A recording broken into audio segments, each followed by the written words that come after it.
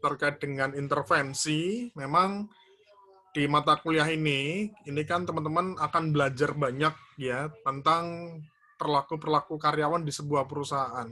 Jadi kerap kali kita temukan ya, mungkin besok kalau teman-teman sudah kerja di perusahaan ya akan ada banyak perilaku-perilaku negatif yang dilakukan oleh karyawan di mana perilaku ini muncul sebagai akibat dari perubahan organisasi. Jadi makanya teman-teman, saya mikirnya gini, besok kalau teman-teman kerja di perusahaan itu harus siap dengan segala sesuatunya ya.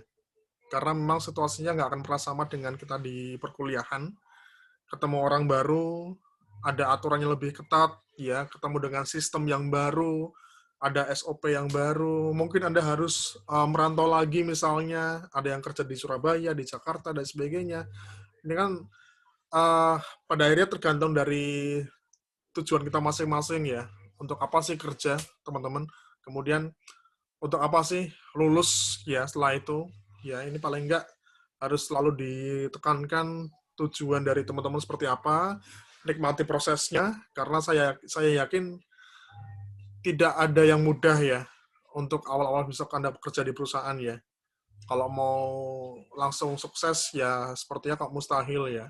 Kita harus berproses dulu ya, menikmati situasi yang ada di perusahaan, dan paling tidak dari mata kuliah ini kita akan belajar ya sedikit banyak apa sih biasanya kasus-kasus atau mungkin perilaku-perilaku negatif yang sering muncul pada karyawan. Sehingga nantinya teman-teman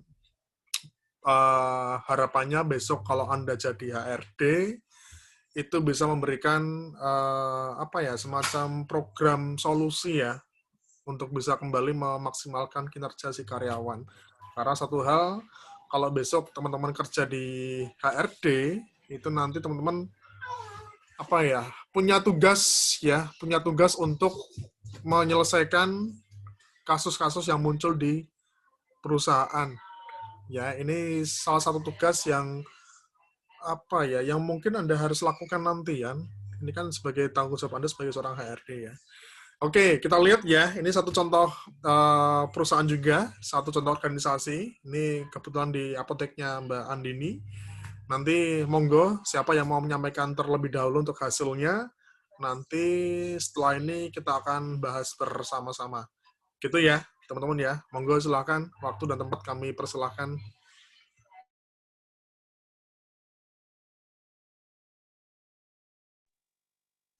Baik, Assalamualaikum warahmatullahi wabarakatuh.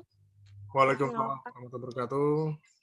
Perkenalkan kami dari kelompok 8 yang beranggotakan Andini, Derisma, saya Rafa, lalu ada Melinda, ada Nur Fitriah, ada Rizky Ramadhani, dan ada Sufi.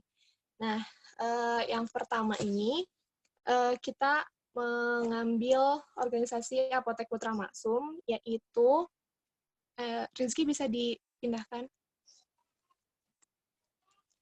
Nah, jadi di Apotek Putra Maksum ini itu berletak di Provinsi Jawa Barat, tepatnya di Majalengka, dengan pemilik itu bernama Pak Iik Rido, dan apotek ini memiliki satu cabang, yaitu yang tidak terlalu jauh letaknya di lokasi utama di apotek ini. Lalu di apotek ini pembagian shift-nya itu ada dua, yaitu yang pertama shift 1 dari pukul 7 pagi sampai 5 pagi, dan shift 2 itu dari pukul 10 pagi sampai dengan 8 malam. Selanjutnya.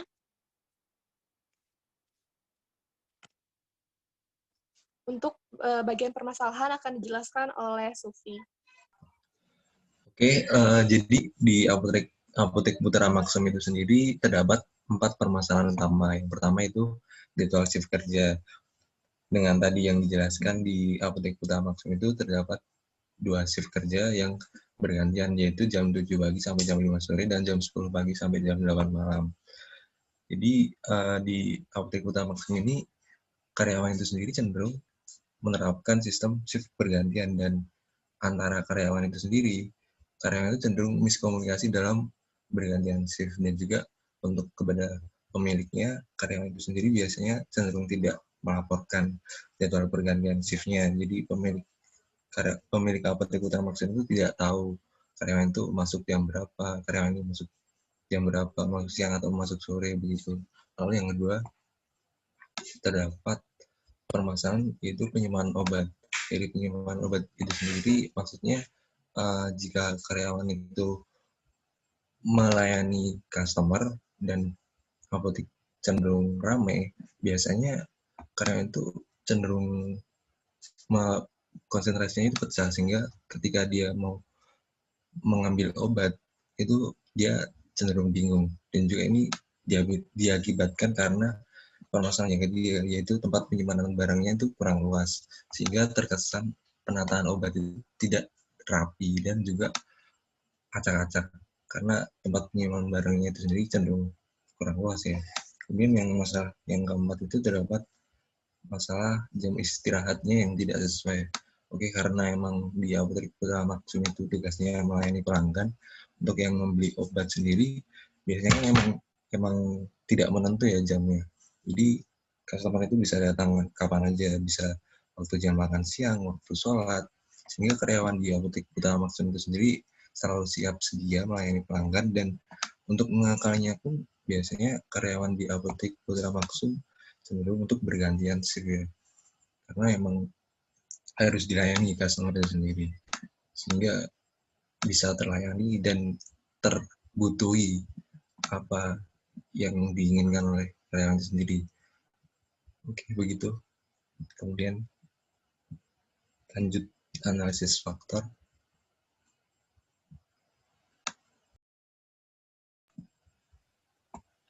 Oke, untuk selanjutnya itu analisis faktor penyebab menggunakan sifat model. Nah, untuk yang mampu apotek langsung yang untuk caman dan terhambat apotek langsung sendiri juga sebagai publik pakar yang telah mengucapkan kebijakan lalu menekan pemahaman masyarakat menggunakan obat rasional dalam praktek, melayani kebutuhan obat sesuai kebutuhan masyarakat yang berorientasi pada kepentingan dan kepuasan para konsumen sebagai implementasi kompetisi farmasi. Apotek memiliki struktur yang pertama sebagai struktur yang pertama pemilik sekaligus apotek penanggung jawab, ketiga juru cek pelayan, yang kelima sebagian gudang dan sebagai pengirim barang. Meskipun sekian job description sudah ada, namun berjalan dengan apotek termasuk ini. Hal ini dapat dilihat seringnya tidak ada laporan pada pemilik apoteker mengenai karyawan. Untuk yang selanjutnya,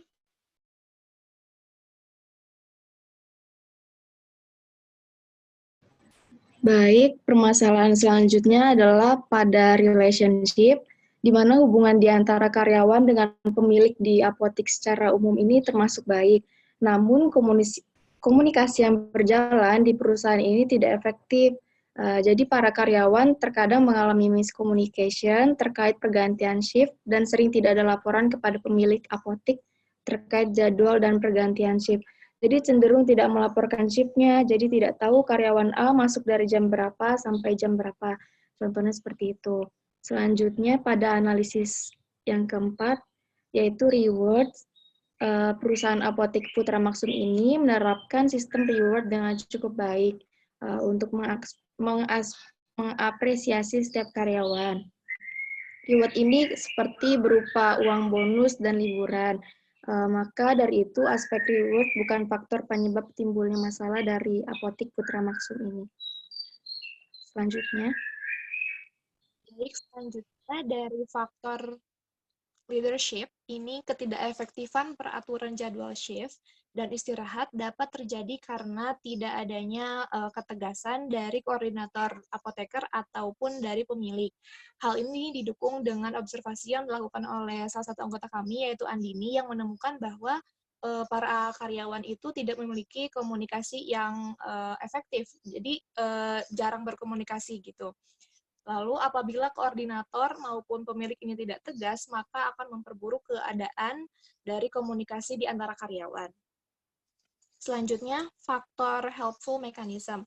Jadi di apotek ini terdapat beberapa obat-obatan yang besar dan jumlah itu cukup banyak, namun tidak tersedianya ruang penyimpanan yang memadai. Selain itu, tata letak obat-obatan itu tidak teratur sehingga menyebabkan karyawan itu sering kebingungan mencari obat, tata letak obat, begitu. Selanjutnya, untuk rancangan intervensi.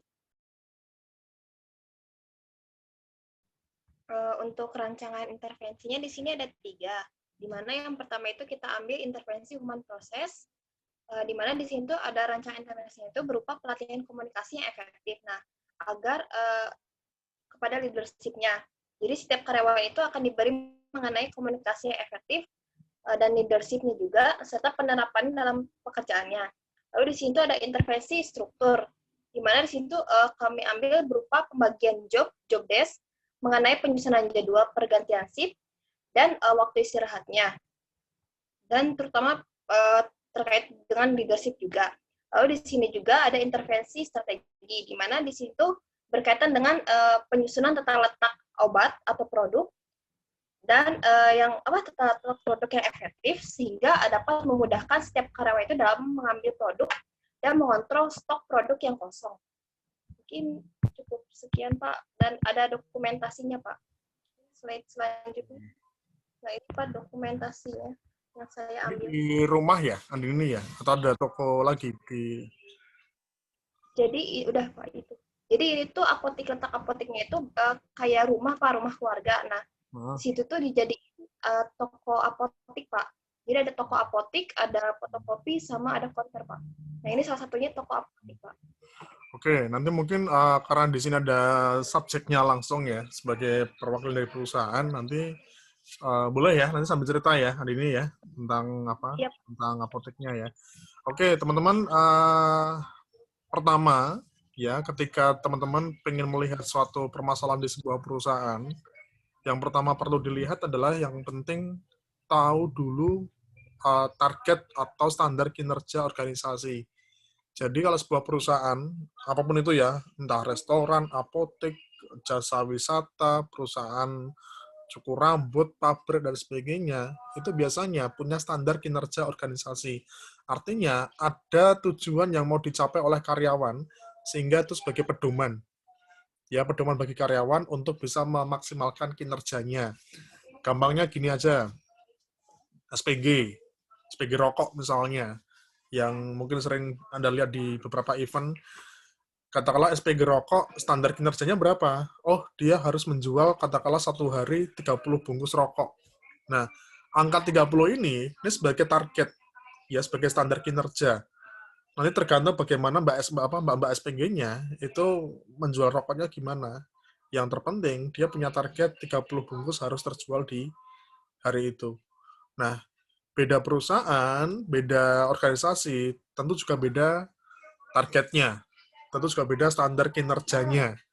Kalau misalnya,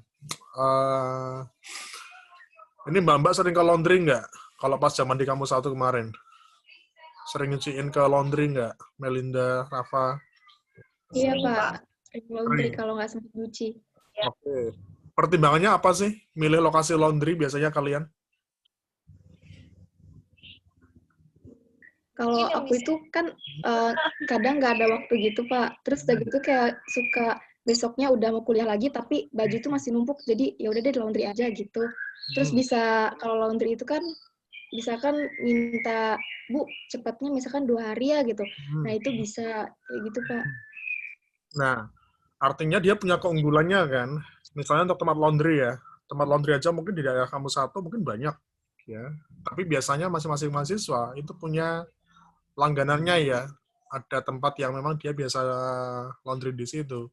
Dan masing-masing laundry itu kan sebenarnya kan konsepnya sama, jasa nyuci. Cuma dia punya beberapa keunggulan yang akhirnya dijual kepada masyarakat. Misalnya kayak cucian dipisah ya antar konsumen. Terus kadang beberapa laundry hanya menerima cucian wanita saja, ya cucian baju wanita. Terus ada lagi promonya 24 jam cepat ya, nanti bayarnya segini misalnya. Kemudian bisa juga katakanlah cucian cowok cewek dipisah. Nah, itu kan berupa standar kinerjanya mereka kan. Dan itu biasanya menjadi keunggulan suatu perusahaan. Nah, kita lihat di apoteknya Mbak Andini ini. Kira-kira kalau misalnya Mas Sufi pernah ke pernah ke apotek dong ya, Mas? Pernah, Pak. Kamu kalau misalnya ke apotek, pertimbangannya apa, Mas? Milih apotek untuk cari barangnya. Kalau dari saya itu yang pertama pelayanannya sih, Pak.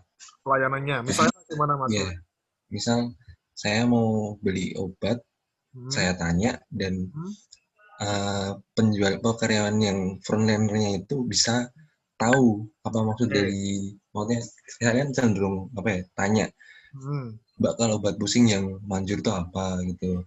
Terus dia ngejelasin, nah dari penjelasan itu saya nangkepnya, oh berarti di sini tuh apoteknya tuh bisa nerima masukan gitu dari orang-orang yang nggak tahu tentang obat gitu. Responsif gitu ya? Sih, Pak. Iya, responsif. Apalagi Mas, kira-kira Mas? Yang jadi pertimbangan orang apa sih? Itu sih Pak, tata letak obatnya. Kalau semisal kita milih obat sendiri, jadi kan ada itu apotek yang nyediain obat kayak di supermarket itu. Oh, kayak itu ya, yang terkenal itu ya? Iya. Nah itu biasanya ada beberapa apotek tuh yang nggak nyantumin nama-nama obat tertentu, misal obat dalam, obat luar gitu tuh ada beberapa yang nggak nyantumin. Jadi malah yang beli itu pusing sendiri. Oke, nanti mungkin teman-teman perlu tahu dulu ya, standar kinerja dari tempatnya Mbak Andini, ini apa aja apoteknya. Karena nanti kan pengaruhnya ke omset lagi kan. Nah, mohon maaf Mbak Andini, terkait dengan permasalahan umum, ya, ini kan lokasi usaha ya, Andini ya. Ini misalnya jualan ya, keluarganya Andini ya. Mohon maaf, 1 bulan atau mungkin 2 bulan terakhir ada permasalahan soal omset nggak, Andini? Kurang tahu sih Pak, soalnya ini maksudnya itu kakak saya Pak, jadi masih keluarga Pak. Jadi bukan punya saya. Punya saya yang fotokopinya ini kayak masih keluarganya Pak. Keluarga saya. Saya kira teman-teman nanti coba deh ngobrol lagi dengan Mbak Andini ya. Artinya gini, teman-teman, kalau mau kita ngomongin permasalahan, nah ini pas ya di slide 3 ya. Kalau mau kita ngomongin sebuah permasalahan di perusahaan, mungkin banyak banget ya kalau mau kita cari permasalahan kan. Nah, Anda misalnya lagi ngambil P3, lagi ngambil seminar skripsi, diminta untuk menentukan permasalahan di suatu organisasi ataupun komunitas, kan banyak banget, apalagi di perusahaan. Tapi untuk menentukan satu masalah yang memang urgent, memang penting, itu harus dilihat dampaknya dari masalah itu. Apakah masalah tersebut itu berdampak pada output perusahaan. Misalnya gini, kayak di permasalahan yang disampaikan kelompok 8 ini ya, adanya karyawan yang masih kebingungan mengenai penyimpanan obat. Ini kan masalah kan, problem kan. Nah, nomor 2 ini, yang bagian penyimpanan obat ini, apakah masalah yang terjadi pada karyawan ini sampai akhirnya berdampak nggak sih? Ujung-ujungnya sampai ke omset. Karena kalau misalnya kita mau mengangkat suatu permasalahan, itu harus sampai berdampak pada output perusahaan. Karena memang, kita mau ngomongin permasalahan, ya masalah banyak ya, teman-teman ya. Tapi apakah masalah itu bisa sampai ke output perusahaan, itu kita lihat lagi. Kita deh, misalnya mahasiswa ya, teman-teman mahasiswa kan, setelahnya pernah di situasi 1 semester hampir semua mata kuliah ada tugasnya. kemudian dikumpulkan pada saat UAS di waktu yang bersamaan. Mungkin pas semester 5 atau semester 6 ya kalian ya. Pas hampir setiap hari kuliah lebih dari 2 mata kuliah mungkin. Itu problem buat mahasiswa. Waduh, kaget. Harus tiba-tiba harus ngerjain tugas banyak. Terus mungkin teman-teman pernah diajari dosen yang dianggap mungkin tidak nyaman bagi teman-teman. Ya, ada juga yang punya persepsi seperti itu. Tapi pada akhirnya tergantung mahasiswanya kan. Oh, si Pak Fahmi ini nggak enak ngajarnya, bosen, boring. Oh, Pak Fahmi ini enak kok ngajarnya. Nah, akhirnya tergantung masing-masing mahasiswa bagaimana melihat suatu permasalahan. Kalau dia sampai berdampak pada output, pada nilai UTS, UAS, ya itu yang harus segera diintervensi orangnya. Artinya kalau misalnya teman-teman kita kembali ke apotek ini, mungkin masalahnya di tempatnya Mbak Andini ini banyak mungkin, ya. Jadwal istirahat yang tidak sesuai, tempat penyimpanan yang terlalu luas, yang kurang luas, maaf, terus jadwal shift kerja, atau mungkin si karyawan lupa naruh atau mungkin ngambil obatnya. Nah, dari 4 ini, teman-teman milih satu saja ya. Milih satu masalah yang sekiranya paling berdampak pada operasional sebuah perusahaan. Itu yang mana? Dan itulah yang diintervensi. Jadi intervensinya cukup satu saja, mengacu pada permasalahan yang diangkat. Misalnya gini, teman-teman.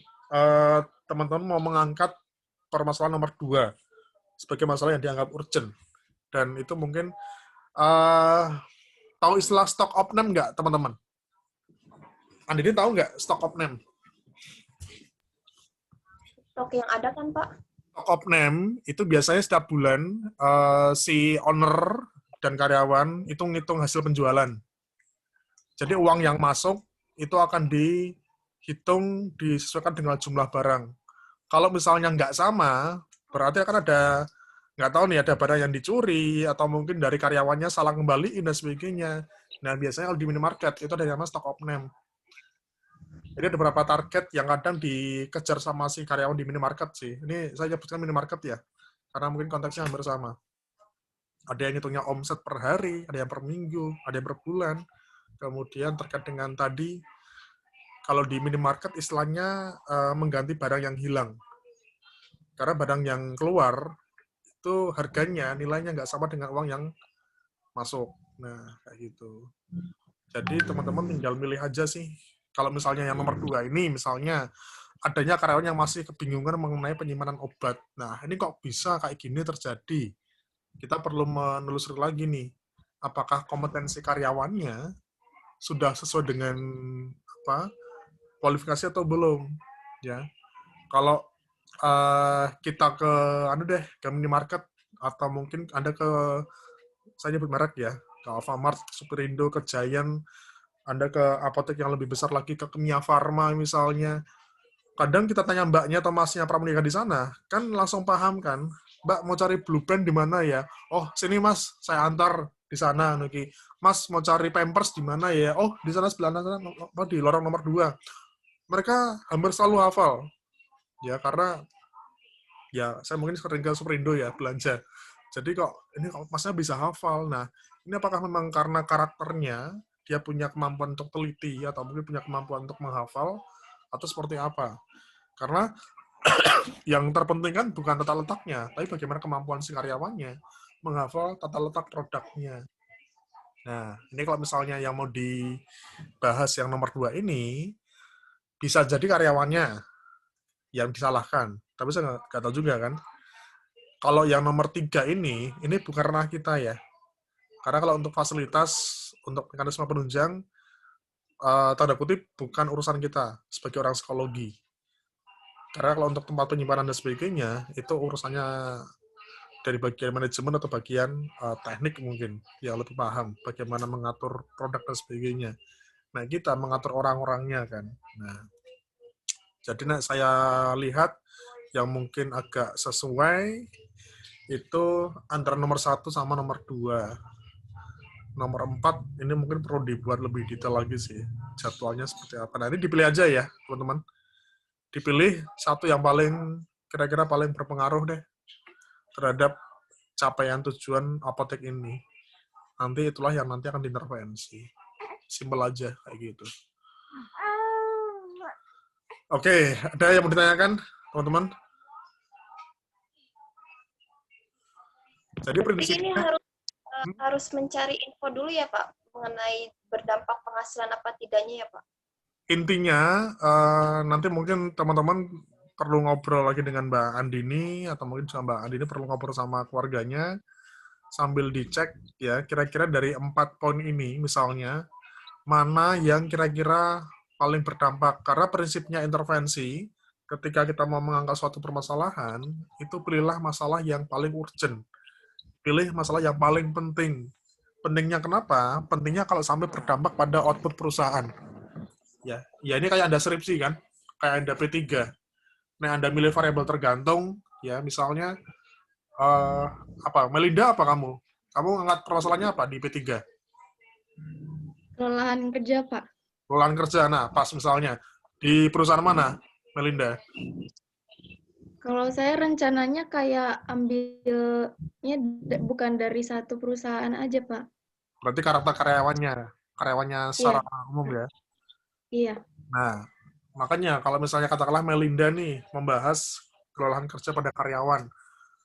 Sedangkan kalau kita mau cari kasus atau permasalahan karyawan kan banyak banget ya, bisa berpuluh-puluh permasalahan kan. Tapi kenapa kok si Melinda ngangkat soal kelelahan kerja? Karena menurut Melinda, kelelahan kerja ini dianggap sebagai permasalahan yang urgent untuk diteliti. Urgentnya kenapa? Yang urgentnya kalau sampai berdampak pada karyawan. Yang kedua, karena mungkin akhir-akhir ini sedang banyak dibahas tentang kelelahan kerja.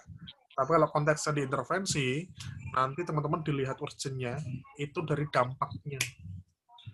Yang paling berdampak, yang paling berdampak yang mana? Itu yang nanti akan diintervensi. Maka ini kan konsepnya sebenarnya hampir sama kayak skripsi ya, di intervensi ini. Nah, di skripsi kan teman-teman mencari korelasi kan, mencari hubungan, dan menyesuaikan dengan teori yang ada. Tapi di intervensi, kita ngasih solusi berdasarkan faktor yang paling mengaruhi sebuah permasalahan itu. Modelnya kayak gitu. Ini mirip kayak eksperimen. Ya, nah, mungkin kemarin teman-teman ya eksperimen ya, atau semester 6. Kayak gitu ya, teman-teman. Nanti tinggal dianu aja sih, tinggal dibuat lebih simpel saja. Mungkin nanti juga Mbak Andini bisa minta tolong untuk menyampaikan ke keluarganya. Dan satu hal, ini karena konteksnya belajar, konteksnya masih praktek, ya. Ini anu aja ya, istilahnya fleksibel saja ya, teman-teman ya. Ini masa pandemi, nggak bisa ketemu semuanya, ya paling nggak ada proses belajarnya dari sini. Nanti coba dibuat semaksimal mungkin deh di laporannya. Oke, tinggal dikumpulkan saja nanti pas UAS, satu laporan, satu kelompok, ya. Diketik yang rapi, dibuat yang rapi, sesuai dengan format yang kemarin saya kasih ya. Itu aja ya, teman-teman. Ini saya rekam ya. Ini saya rekam, nanti saya share di grup ya. Nanti kalau misalnya ada yang mau ditanyakan ke saya, nanti bisa di grup aja boleh, nggak apa-apa kalau mau tanya. Oke, itu aja. Terima kasih semuanya. Sehat-sehat selalu ya, sukses semuanya. Ya lagi P3 lancar ya, diberikan kesehatan. Nah, ada kesempatan, ada waktu tahun depan ya, insya Allah segala sesuatunya lebih baik ya, kita bisa ketemu ya di kampus, insya Allah. Terima kasih. Assalamualaikum warahmatullahi wabarakatuh. Waalaikumsalam. Assalamualaikum warahmatullahi Terima wabarakatuh. kasih ya.